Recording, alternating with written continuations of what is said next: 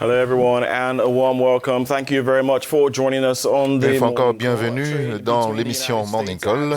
Le commerce entre les États-Unis et l'Afrique subsaharienne est dans le marasme malgré une loi américaine de 2000 visant à stimuler l'accès au marché américain.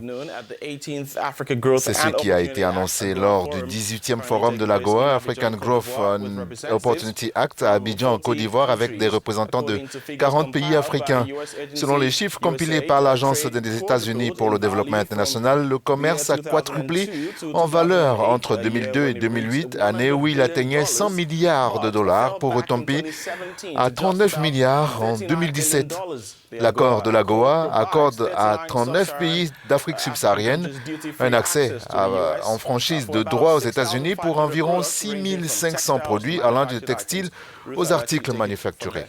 Eh bien, Jerry, ce 18e forum de l'AGOA qui s'est refermé hier mardi à Abidjan, vous l'avez dit, avait entre autres objectifs, comme l'ont fait savoir ses organisateurs, de relancer les échanges commerciaux entre les États-Unis et l'Afrique subsaharienne, restés en deçà des attentes, mais également de faire le point sur les différentes avancées et les insuffisances de ce partenariat qui avait pour ambition d'industrialiser les 39 pays du continent qui ont ratifié cet accord.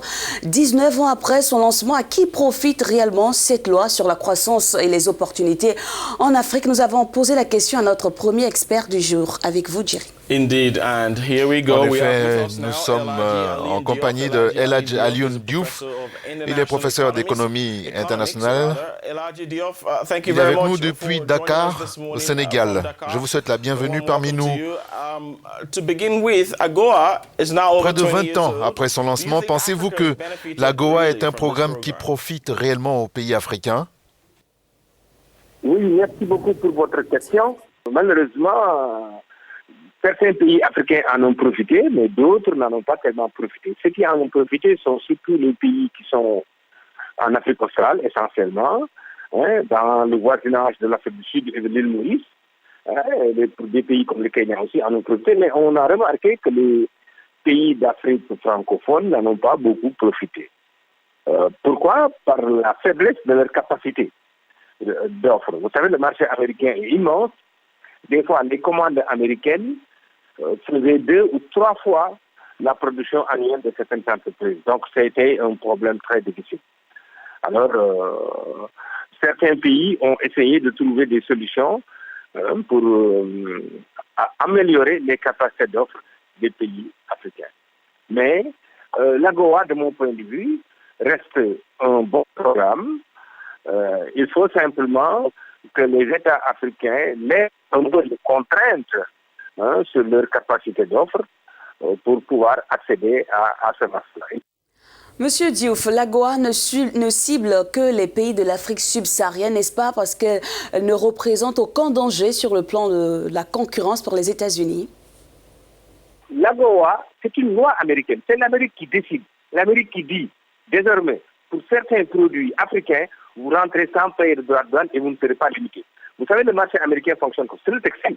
Dans les pays européens, vous ne pouvez pas exporter comme ça du textile. Vous ne pouvez pas. Le textile, ça a toujours été ce qu'on appelle les accords multi-cibles.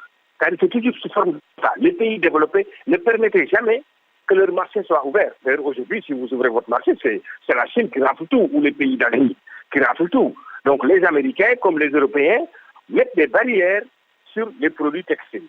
Ils ont dit, pour vous, Africains, on va lever ces barrières-là. Les Américains ouvrent leur marché et disent que ça, c'est pour les Africains et pour personne d'autre. Et d'ailleurs, c'est les Africains, je m'excuse du terme, mais c'est les Africains au sud du Sahara. C'est-à-dire c'est l'Afrique noire.